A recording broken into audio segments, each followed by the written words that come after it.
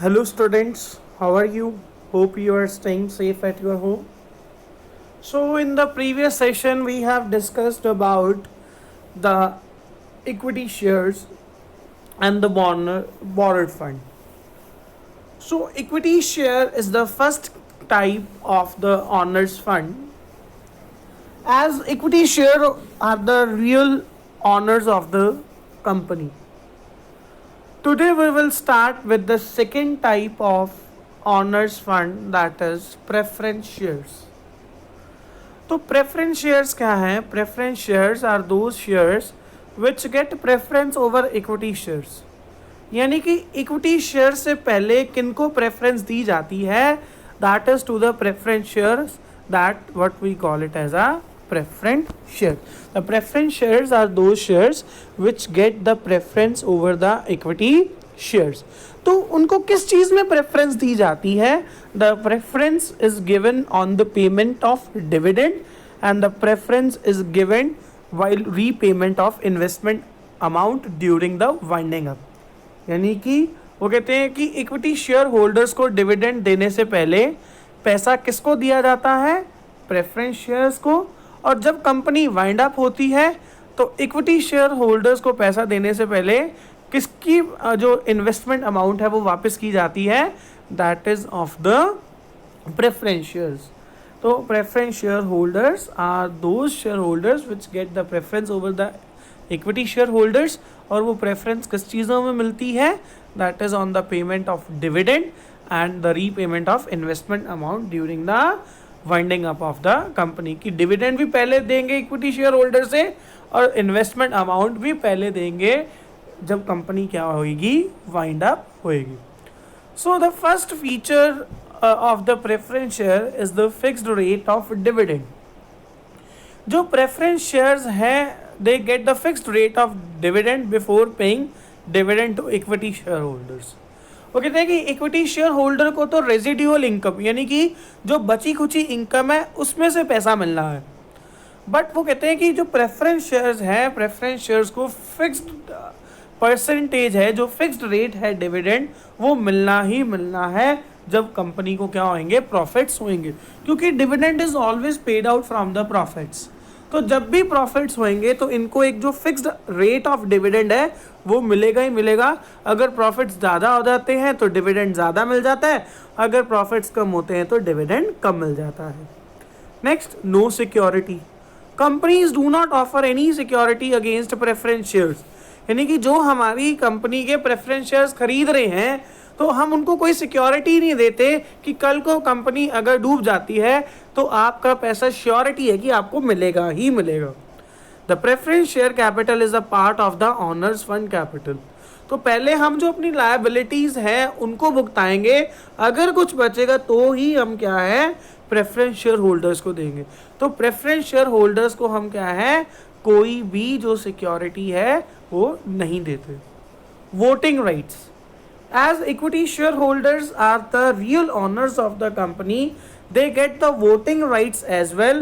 But जो preference shares हैं, they don't get the voting rights. They only get the preferential rights. उनको सिर्फ हम क्या देते हैं? preferential rights देते हैं. और वो preferential rights क्या हैं? That is कि equity shareholder से पहले हम आपको dividend दे देंगे और equity shareholder से पहले ही जब कंपनी वाइंड अप होएगी तो आपकी जो इन्वेस्टमेंट अमाउंट है हम वो पहले दे देंगे. तो they only just get the preferential right, they don't get the voting rights. Hybrid security.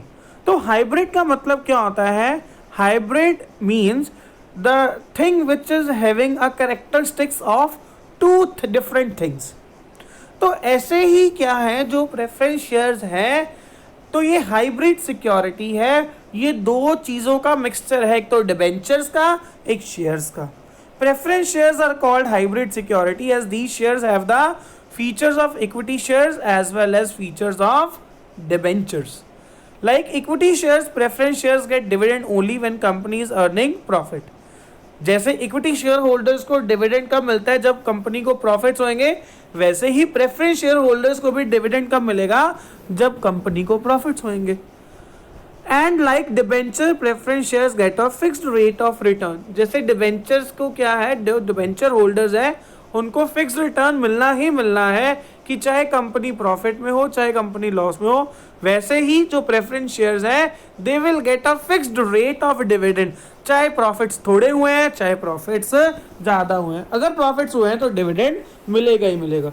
तो preference shares is called hybrid security because it consists or it has the characteristics of two different securities, that is equity shares and the debentures.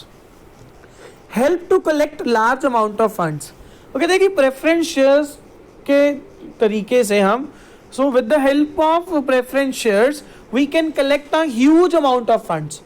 हम बहुत bulk में पैसा क्या कर सकते हैं, collect कर सकते हैं by issuing the preference shares to the general public. No fixed liability, dividend to preference shareholder are paid only when the company is earning profit. So during loss period there is no fixed liability, कि अगर हमारी company को नुकसान होता है तो हमारे ऊपर ये फिक्स्ड लायबिलिटी नहीं है कि हमें वो पैसा देना ही देना है, अगर प्रॉफिट होएंगे तो हम पैसा दे देंगे, अगर प्रॉफिट नहीं होंगे तो हम पैसा नहीं देंगे। So these are some of the features of preference shares. Second one comes the retained earnings और द रिटेन्ड प्रॉफिट्स। तो वो क्या कहते हैं कि जो रिटेन्ड प्रॉफिट्स हैं ये वो हिस्सा होता है प्रॉफिट्स का जो हम शेयर होल्डर्स को डिविडेंड के फॉर्म में नहीं देते, बल्कि हम अपने पास रख लेते हैं अपने बिजनेस को एक्सपैंड करने के लिए, अपने बिजनेस को ग्रो करने के लिए। तो रिटेन्ड प्रॉफिट्स और retained earning is that part of profits which is distributed among the which is not distributed among the shareholders and it is kept aside by the firm or a company itself for the future expansion is what we call it as a retained profits. It is also known as internal financing, reserves or surplus, self financing or plowing back of profits. तो अब features क्या है retain earnings के? Question of security.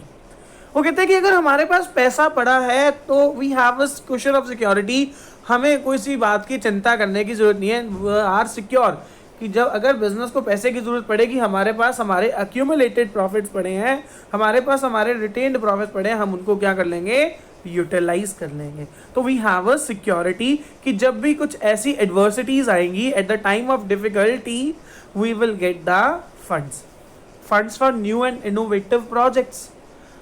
अगर हमें कोई नया project लगाना है, कोई इनोवेटिव प्रोजेक्ट लगाना है और हम कहीं बाहर से पैसा बोरो नहीं कर सकते, तो उस टाइम क्या है, हम अपनी जो रिटेन्ड अर्निंग्स हैं उनको क्या कर सकते हैं, यूटिलाइज कर सकते हैं। Medium and long term finance. वो कहते हैं कि retained profits is considered as an ownership fund. It can be invested for a medium term as well as it can be invested for a long term period. Next, most dependable source. As an internal source this is more dependable source, यानी कि जितने भी firms है, जितने भी business है, वो ज़्यादा से ज़्यादा किसके ऊपर डिपेंड करते हैं, अपने रिटेन्ड प्रॉफिट्स के ऊपर डिपेंड रहना चाहते हैं instead of borrowing from the outside the organization. Next, no interference. With retained earning, there is no increase in number of shareholders. Retained earnings involve no risk of dilution of control. तो वो कहते हैं कि जैसे कि equity share holder से अपन पैसा raise करते हैं तो हमारी कंपनी के जो ऑनर्स है वो इंक्रीज हो जाते हैं, तो उनकी इंटरफेरेंस बढ़ जाती है। बट जब हम अपने ही पैसे, जो हमारे एक्यूमुलेटेड प्रॉफिट्स हैं, जो हमने प्रॉफिट्स जोड़ के रखे हैं, अगर वो हम यूटिलाइज कर रहे हैं तो उससे क्या है, जो शेयर होल्डर्स की जो इंटरफेरेंस है वो इंक्रीज नहीं होती है। So these are some of the features of retained earnings. So please watch this video very carefully, and if you have any of the queries, please note it down on your notebook and I will sort out your queries in tomorrow's Zoom session. Thanks and have a nice day.